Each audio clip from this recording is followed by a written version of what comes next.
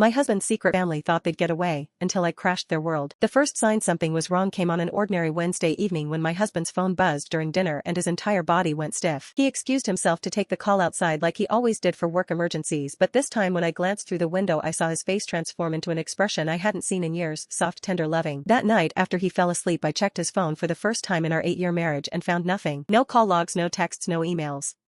Just eerie blank emptiness, which made no sense for a man who owned a busy construction company. The next morning I hired a private investigator pretending I suspected an affair.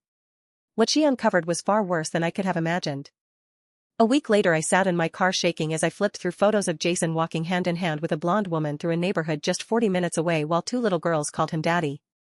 There were pictures of birthday parties, soccer games, even Christmas mornings, all dated throughout our entire marriage. The investigator's report explained how Jason had been living a double life with a woman named Melissa and their 2 daughters aged 6 and 4 since before we even said our vows. For 3 days I moved through life in a daze alternating between numbness and white-hot rage. They thought they could steal my life, my future, my happiness? I would make sure all 3 of them regretted it deeply. First I quietly met with the most ruthless divorce attorney in town and transferred half our savings to a new account Jason didn't know existed.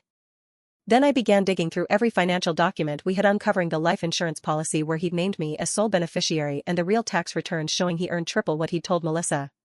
The day my lawyer filed the divorce papers I drove to Melissa's house with copies of everything: our marriage certificate, Jason's real financial records, photos of us together on vacations he'd claimed were work trips.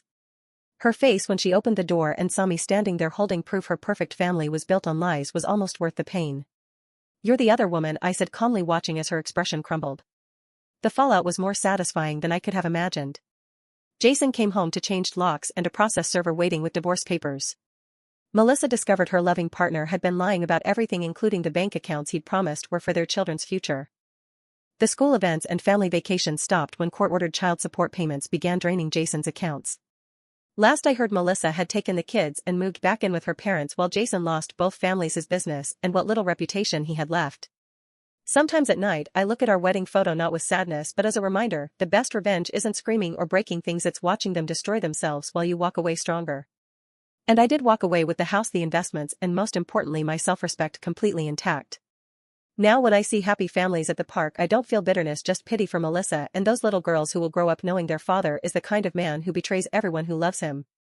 As for me, I sleep just fine these days.